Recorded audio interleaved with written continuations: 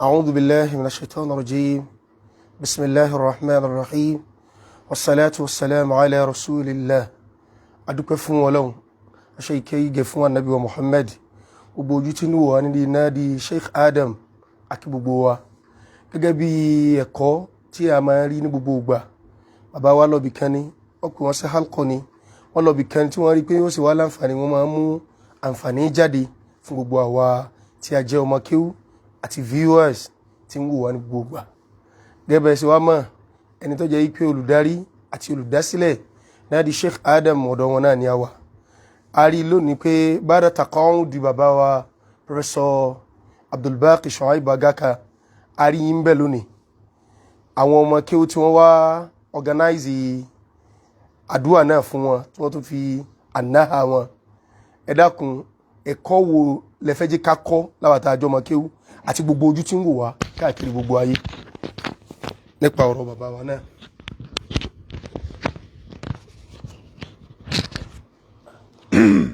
بسم الله الرحمن الرحيم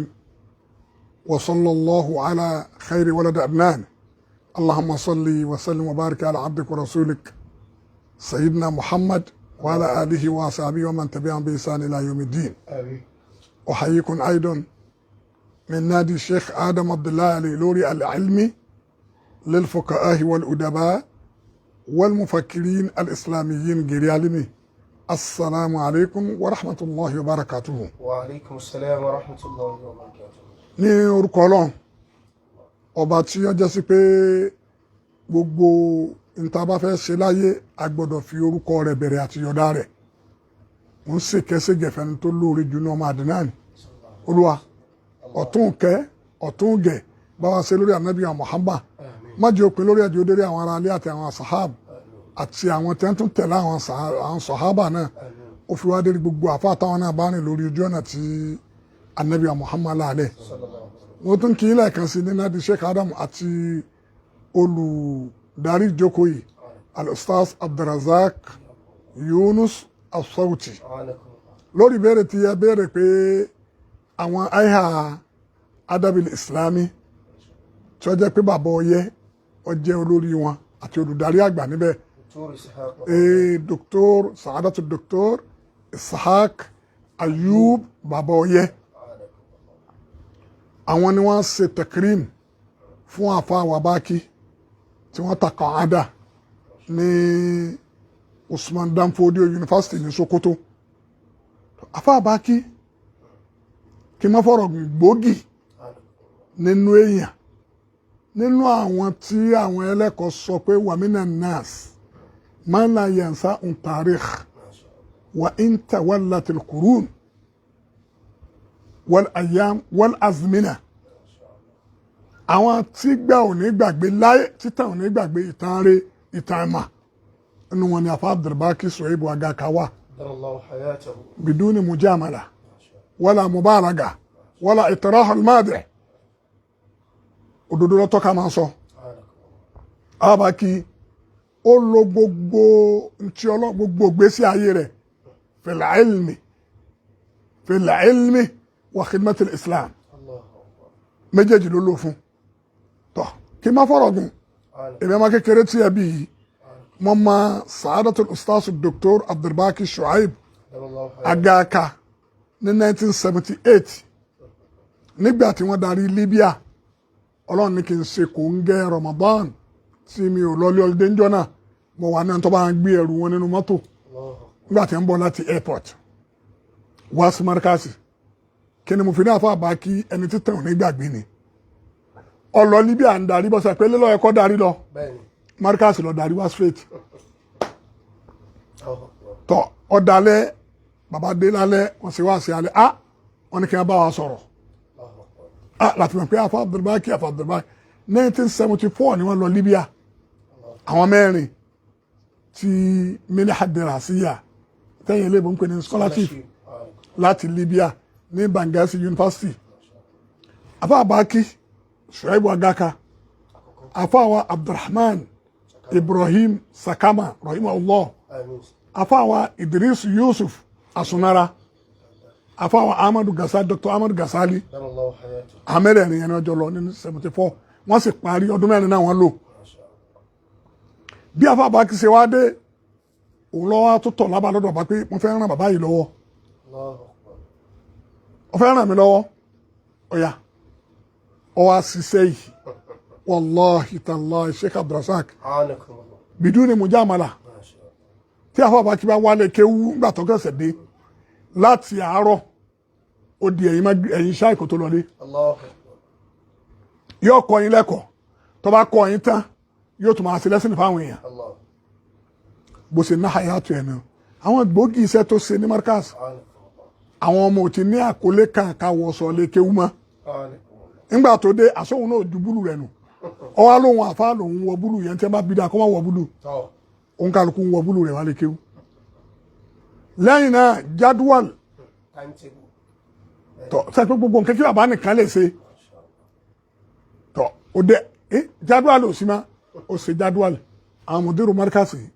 Abdulwahid ari bí àwọn tí wọ́n ní hatu jù nù àwọn náà kọ́ kíni jadwal nù pẹ̀lú hatu wọn sí gbogbo kíláàsì ó di méjì níwọ̀n àwọn gbogbo kíláàsì láti kọ́ yẹn lẹ́kọ̀ọ́ oríire tí ò lè tán fún àfààyàn láyé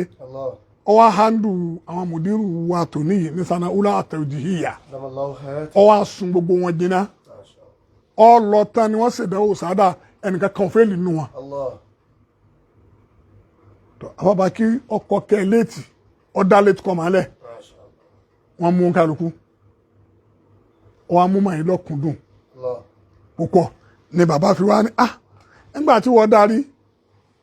tó o sì gba excellent ní Libya ọ̀yà tíra lùbábù ládàbù ni lọ yẹ̀ wò lọ fi kún èyí tí wọn ti lò mọ́ tí wọ́n tún ti rí tuntun tí a tún lò nísìn lọ fi tuntun yẹn síbẹ̀ afábàkí wa kọ síbẹ̀ ó ní bisimilahi wahdahu wa sallallahu ala man la nabiyya ba'da wa ba'd falaqad kuntu talaqaitu ma'a zumala'i mabadi al-adab al-arabi من كتاب لباب الأدب بمركز التعليم العربي الإسلامي أجيجي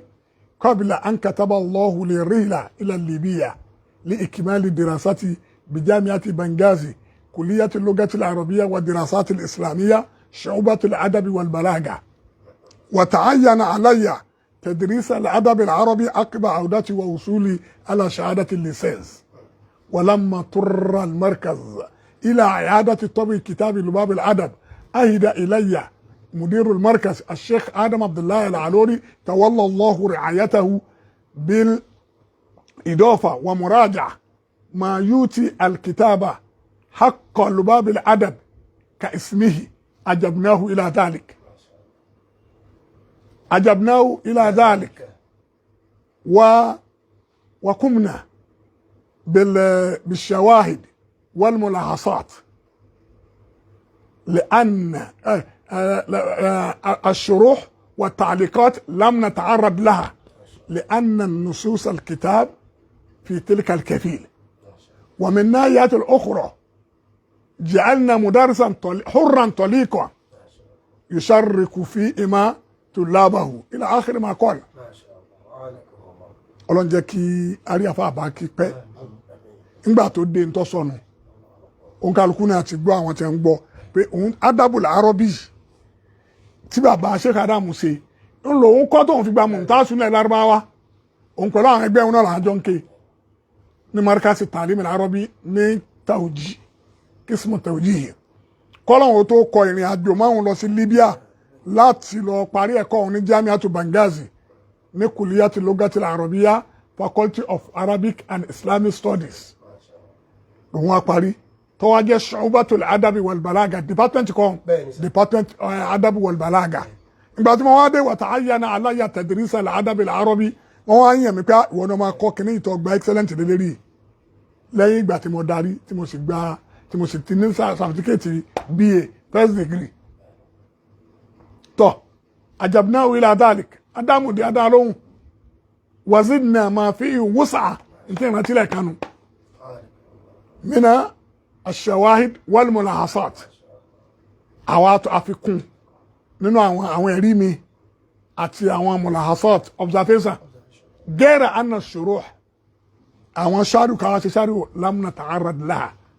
لأن نصوص الكتاب في تلك الكيفية tíra yìí náà ti tó fún gbogbo ntá la fẹ́ ṣe Ọlọ́run kó ṣe dára fún àfa Àbákí ó jẹ́ ká mọ̀ pé iṣẹ́ Sheikh Adamu tíra yìí náà lòun ké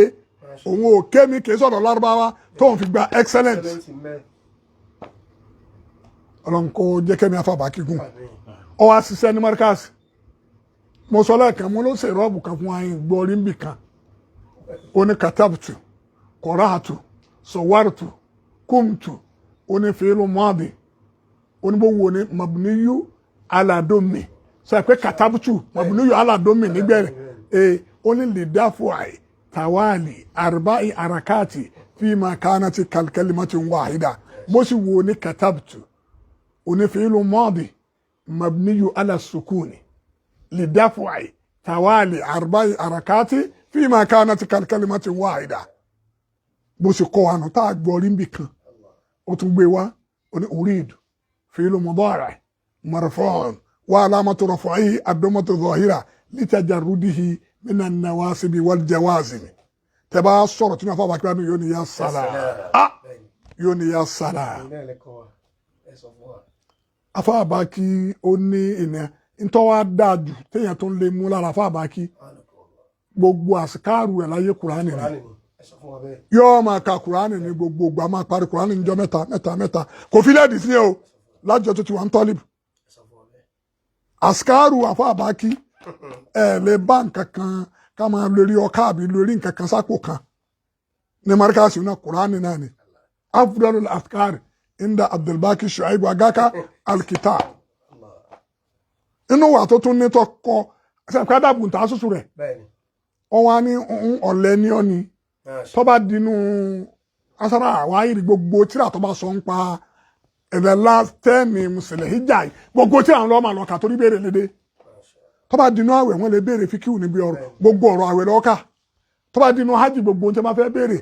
lè rí pé adàbùn tá a ṣoṣo rẹ̀ ó wá dá tẹ̀tìbí kulẹ̀ Markaz yá ọ̀ gbọ́dọ̀ máa hàn kan lásán tẹ̀tìbí ó yá máa tọ̀bákà rẹ̀. bẹ́ẹ̀ni máa practice nǹkan ha. àfà Àbákí ó ṣiṣẹ́ púpọ̀ kìí ṣe ń ṣe mùjámálà tó bá mọ nǹkan yọ lọ mọ náà nù àmóríire tá a ló ṣe òun náà lọ handle àmùdírù gbogbo àwọn tó handle pọ̀ níjọ́ náà lọ́hùn mímọ́ fi Abdulwahid Juma Aribi Muhammad Abibullah Adam Abdullahi Ali lórí Suleiman Yusuf Kobi Abdulrauf Juma Abdullatif Juma Miftahu Salahuddin Olóyin Tajuddin Aminullah Idris Abdulkarim Said Ibrahim Ọláwùmí bí gbogbo wọn Abdulrahman Ahmad Kakuri Ibrahim Zubair Ibrahim Abdulgani Zubair Abdulgani Ibrahim gbogbo wọn yìí ni àfà Àbákí ó sùn wọn jìnnà yanyan pátápátá Olúwa báwa fẹlẹ yìí náà sẹsàn fáfá Àbákí bàbá fẹlẹ tóun ti bẹ́ẹ̀ ibi gbòógì wà táfà Àbákí wa ní tó dáa jù ṣe bọ́ kọ́ àmùdírù yìí ó sì gbà ó sì ní tẹ́kìdírù fún mùdírù torí mùdírù brilliant àmọ́ tóun ti bẹ́ẹ̀ kọ̀kọ́ mọ́ tí mo kọ́ nígbà tó dérí àga yìí òun lọ́kọ́ ṣe bí yà fún pẹ̀lú àpọ́nlé náà pọ́n mùdírù lè àbámu fún tẹ́ ẹ bá rí èèyàn bú láyé yìí ẹ ní máa yẹyẹ rí tẹ́ ẹ bá rẹ̀ ní bú tó lóhùn ní pọ́n máa fá àwọn lé ẹ wàá máa tọ̀ tẹ́ ẹ bá kọ́ rí yìí hùn tẹ́ ẹ wá rí wọn àfa Àbákí ẹ máa yìí wọn ẹ wo tòun ti máa yìí Jabalul Balāgah wa ma'a dhālika huwa shā'irun abqariyyun mā'irun fā'iqun 'alā al-itlāq ìkọrin tó rẹ̀ dáa níjọ́ tá a sì mọ́sálásí jímọ̀ ọjà yìí 1981 ọkọrin Sheikh Adamu ní orin tí ọkọ ní àmọ́ fáti ààrẹ ta ni ó dùn sí àfáà Suleiman dìde ó ní tahiyatun akẹ́ ẹsẹ̀ kan náà bá gbẹ tahiyatan ó ní tahiyatan ya amiral mu'minina ala fadli inturo didul ajiya lufanana àfáà kọrin púpọ̀ ẹ̀wùjọ́ tí Sheikh Sàásì ní ń ṣèyàwó mo ti sọ yín lójú yín tí Sheikh Sàásì ní ń ṣèyàwó o alo no to sem si o ma kewu e Allah o afi han pe amuni malaka ore gbogbo ẹni tí wọ́n ẹni tí a pè pé kó ṣàdúrà bẹ̀rẹ̀ ọkọrin fún ẹni tí a pè kó ké Kùránì níbẹ̀ ní ti ń kọ́ o lọ́kọrin fún àfa Abdulwahab Zubairu Al-Gamawi òun kọ torí ṣáírù lòun náà ọkọrin ni ó wà ní zid yabna Zubaira ginaa inna qaridaka lil qulubi shifa'u ọkàn àfáyàyà ó ní أحيي صاحب الكلام صريح عبيب يا بن مرتضى ibẹ̀ tí ń kọ orin ṣiṣẹ́ òyà fi ní mi ò ríru tí bá kì í rí kọjá pé ń bí báyìí náà lẹ́sẹ̀ kan náà ló ti mú báírò ló ti ń kọrin ọlọ́run kọjá kẹ́mi àfa Abdulbaqi kógún àríkọ́sẹ̀ uswatun hasana wa qudwatun sọ́ọ̀lẹ̀ha báfa Baqi ṣe rí nù àwòkọ́ṣe eré ni àfa Baqi àpèjúwe eré ni ẹ wo gbogbo tíra tó kọ lọ rẹpẹtẹ Libya excellent ọlọ́kánù bẹ́ẹ̀ Ahmadu Bello Bayero University Spondanfodio ló ti wá retire not tire àbíẹ̀kẹ́ máa mi àyàtò kánàtì àyàtò mali'atun binashatotin wa amali fi dawa wa terbiya kódà àwọn náà tọ́ sí káfí tí wọ́n fi ròyìn bàbá wa alájí àgbà tíṣẹ́ Ádámù fi ròyìn alájí àgbà káfí ròyìn wọn náà ìpè nabaga al-ustaz Abdulbaqi fil ulumi al-arabiyya hatta adhasha jami'a ma'asirihi wa rusiqa al-fasaha hatta ajaza man qablahu wa at'aba man ba'dahu Professor Aminu Wanki ti Kánò náà àwọn tọkọ náà nù ó ní abudun libakin adibu man yujadilu kafaka fil Balāgah unwanan Baqi ó gbìyànjú ó produce àwọn udaba ní markasi púpọ̀ bẹ́ẹ̀ kò tún wá dá dúró ń bẹ́ẹ̀ tó tún fi dé Spondanfodio orí parí tààláwà dá gbogbo ọlá ìpadà lọ bá á dà padà lọ sí markasi lọ́dọ̀ Sheikh Abdulbaqi Agaka ó sì sùn àwọn ọmọ jiná báyìí mímọ fi aláìsí Abdulrahman Kadamu àlìjẹnú kan tó lòun ó lè sọ lárúbá ní 4 hours tí ò ní gbéwèé lọ́wọ́ ọlọmọsàkè Abdulrahman Kadamu sàkámà tó á kí àwọn ayat tadris ayat adabi islami tata ishrafu sa'adatu Dr. Ishaq Ayuba Boye àwọn ni wọ́n ṣe afla tekrim fún àfa Baqi ní ilé wọn wọ́n á wo bí tá a jókòó sí àfa Baqi ń sọ fáwa ọlẹ́mẹ̀sán mo parí alukurani kí n tó wọ Darul Ulumi 9 times ni mo parí kurani ní kékeré mo kà á tán lákọ̀ọ́kọ́ ó yá tó lọ ka lẹ́lẹ́kejì lẹ́lẹ́kẹta ẹlẹ́kẹrin ẹlẹ́karùn ẹlẹ́kẹfà ẹlẹ́keje ẹlẹ́kẹjọ ẹlẹ́kẹsàn mo sì wá wọ Darul Ulumi náà ni pé man shabba ala shay'in ntẹ́ ẹ bá fi kọ́ ma tó pé ọ̀fọ̀ àti ohun gbólóhùn nítorí máa máa panu tẹ́ ẹ bá dà pọ̀ máa kéwu ó lè jẹ́ pé ìyún ni wọ́n á mú jù nígbà tó pé yẹn ló ń parí Kùránì lẹ́ẹ̀mẹsàn ló fi wá jẹ́ pé kò ní àsìkárù kan tó ju Kùránì lọ àwọn Baqi Kùránì ní gbogbo gbà ó tọ́ kéèyàn mú eléyìí lọ́wọ́ rẹ̀ wa man takun bi rasulillahi nusratuhu ìwọ tó wá jẹ́ pé ntọ́lọ́ tá nàbì gbé wá náà ló fi ránà sí níbi àlùkùránì náà ni ọ̀rọ̀ Ọlọ́run náà ni askar Kùránì náà ni gbogbo àránṣẹ́ tó rí tí kìnìún bá pàdé rẹ̀ yóò panu mọ́ ló sì dáa tó tí èèyàn bá kú nígbà tí a bá gbé àránṣẹ́ tó ti lọ wá òun lo Kùránì ò tó ń pọ̀fọ̀ tí a bá bí ọ pé máa rọ̀ búkà kí lọ́wọ́ àwí ọ̀fọ̀ lọ́pàá àti gbólóhùn ẹ̀kọ́ ńlá láti ẹ̀fẹ́ múra àfa Baqi nù ìdúnnimá al-Qur'an al-Karim ní gbogbo ìgbà gbogbo tasọ̀rọ̀fáàtì rẹ̀ tààrùkáàtì rẹ̀ al-Qur'an ni olóhùn stọ́dì ní Libya lódìdí ọjọ́ kan ibẹ̀ làwẹ̀ ti máa ń la owó kúrú láì jẹun lásìkò tó ń fẹ́ jẹun bá sọ dáwẹ̀ ìsì parí Qur'an bẹ́ẹ̀ tó fi dé tó fi jẹ́ pé excellent lọ́wọ́ á mú ọlọ́run àdúrà tí mo ṣe fún wọn lẹ́ẹ̀kan náà ni hafizakumullahu da'iman li uju'il ayri wa ra'iyan li rikabil ilmi wa amadakum bi'awnihi wa ta'yidihi wa asabakumullahu bil janna bọ́lá wọn ti ṣe fún yín nìyẹn ìparí àwọn tí wọ́n ṣe mubadara Sa'adatul Ustaz Dr. Ishaq Ayubu Babaoye tí wọ́n sáré ṣe lé ìpè ká pọ́n màlẹ́ àfa Abdulbaqi àfa àmúfọ́ da ká pọ́n màlẹ́ ẹ̀yin náà ń lọ ibìkan ní ìmọ̀lẹ́ pọ́nlé tẹ̀fílẹ̀ rẹ́kọ́dù wáyé bẹ́ẹ̀ bá pọ́n ìmọ̀lẹ́ ọ̀dọ̀wọ̀ gbogbo ẹja máa pọ́n ìmọ̀lẹ́ ìpọ́n ìmọ̀lẹ́ ọ̀là àlùbáríkà màrí ọ̀là àlùbáríkà ìpọ́n ìmọ̀lẹ́ ó fi ajẹ́ pélé lárúbáwá ní Maka Saudi Arabia ní Maliku Faisal òun làkọ́kọ́ ní tẹ́mi rí pé pọ́n màlẹ́ ìtì rẹ̀ tó tún pọ́n màlẹ́ tó ló ní gbogbo ẹni tó bá ti ṣe èèmọ̀ kan nínú mà sàwáwù medical doctor ni ọ́ ni lọ́ọ̀yà ni ọ́ ni aládàbù ni ọ́ ni oníkéwú ni ọ́ ni bó lẹ ti pa àwọn Islamic scholar ni ọ́ ni ó wá ṣe èèmọ̀ kan nínú sẹ́ẹ̀ rẹ̀ tó ṣe yìí yóò wọ́n fún ọ ní àwọ́dù yẹn 500,000 years which is $350,000 Maliku Faisal kí wàá lè so tí mo rí fún Maliku Faisal tí mo sọ fún yín gbogbo àwọn rẹ̀ wá ní lárí ọmọ rẹ̀ ní wàsíìrù kàríjíà Saudi Faisal ọgbẹ́ èdè tó tó méje bẹ́ẹ̀ ọmọ rẹ̀ ní inú àwọn ọmọ tí wọ́n kù láyé òun ní Khadidu Faisal amiru mantikọ Maka president amiru mantikọ Maka nísìn adib wòṣáìrù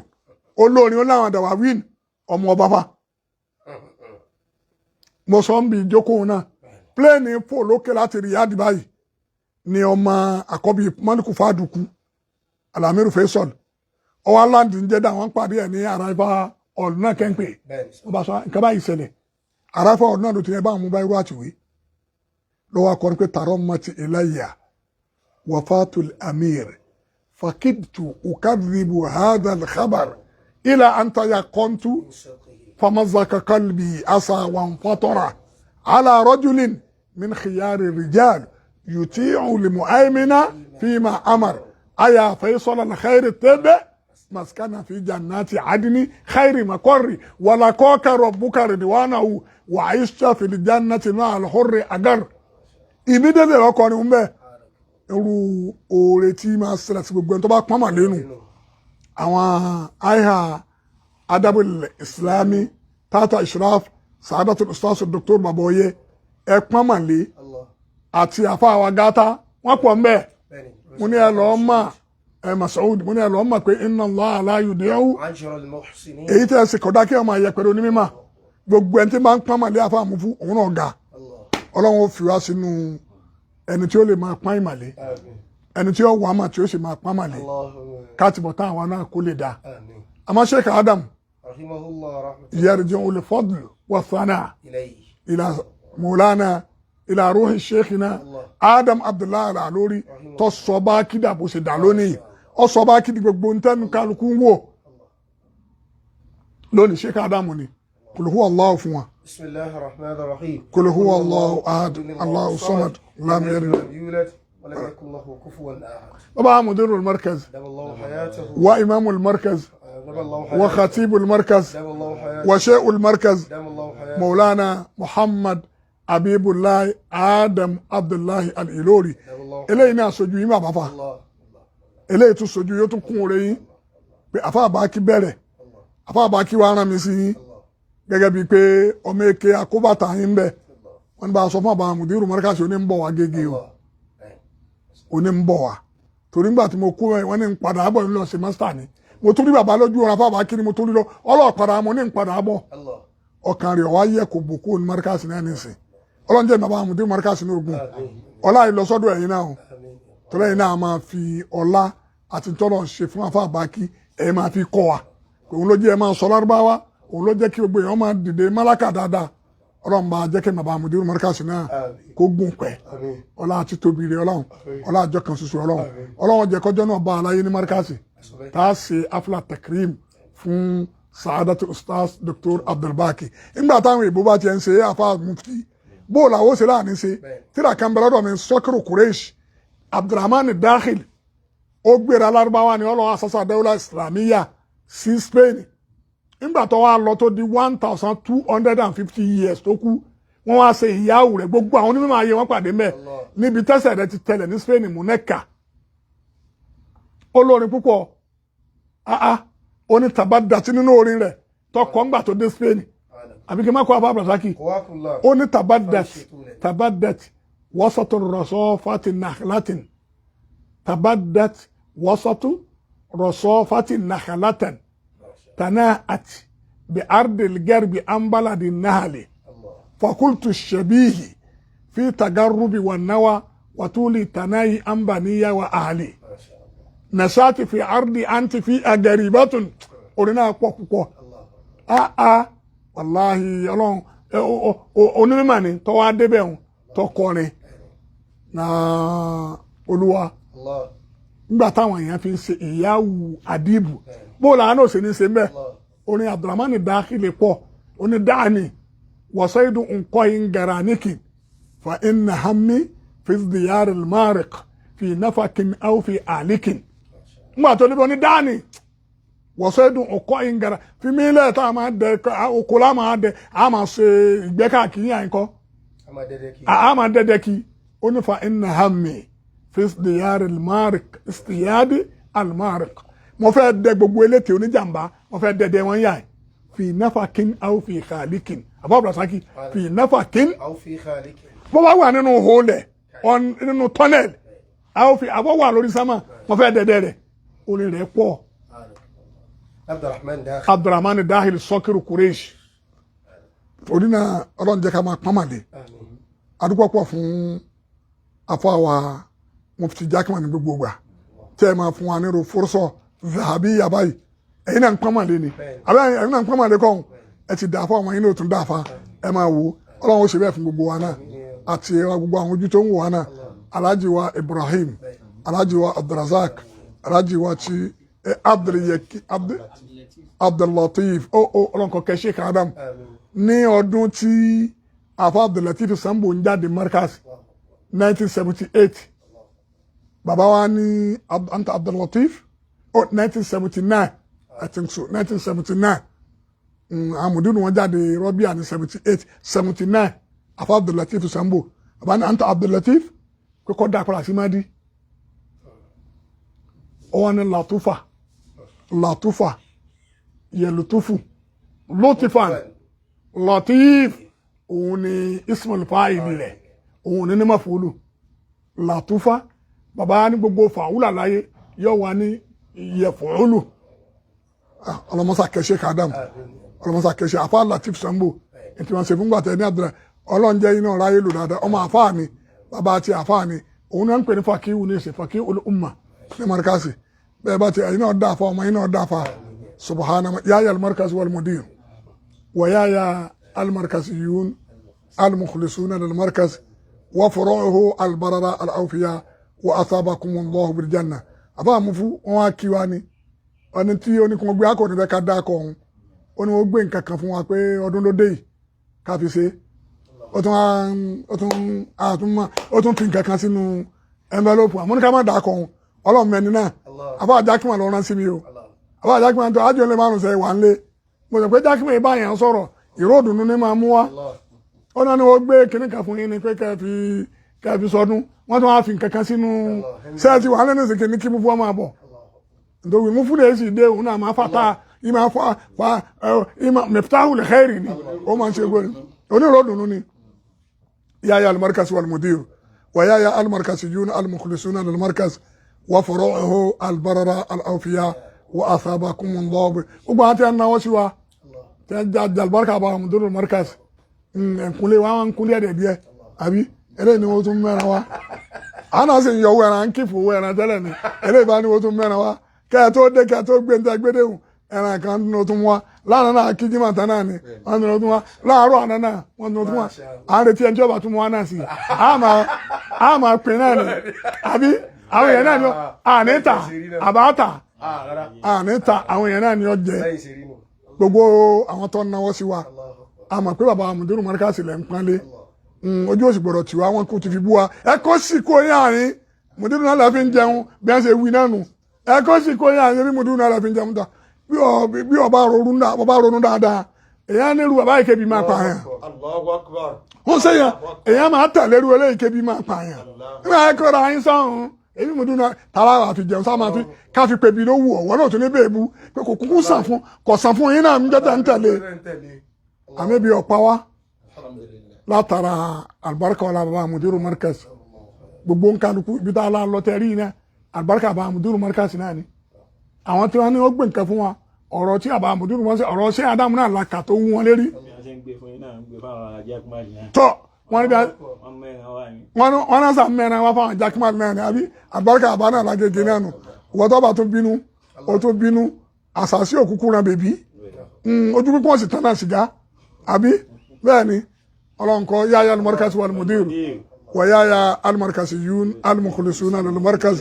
wa furu'uhu al-barara al-awfiya wa athabakumullahu bil janna amin ya rabb.